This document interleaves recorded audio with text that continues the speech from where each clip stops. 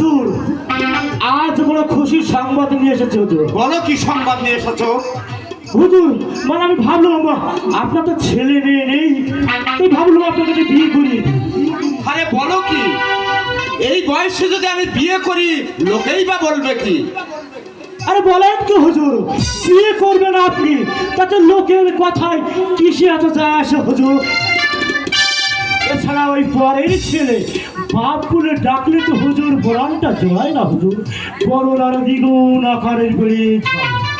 তাই বলছিলাম রূপে গুণে একেবারে পরির স্তরের পরেও হার মেরে যাবে। আচ্ছা দোস্ত, তুমি যখন বলছো তাহলে তুমি একটু অপেক্ষা করো, আমি এখনই আসছি, আমি যাবো।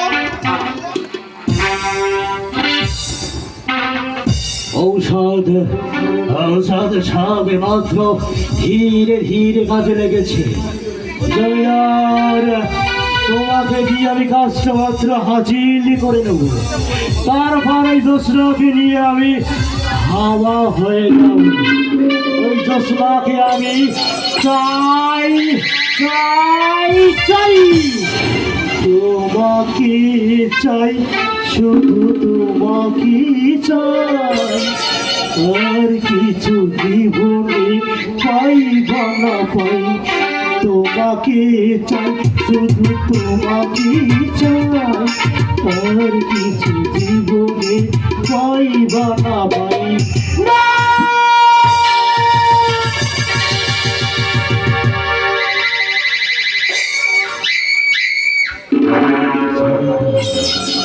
চাই না, অরূপের সোনা আমি পান করতে চাই। অপমান করেছে ওই বিয়েতে আমাকে, ওর দাদি আমাকে চুপুর বাড়ি মেরে অপমান।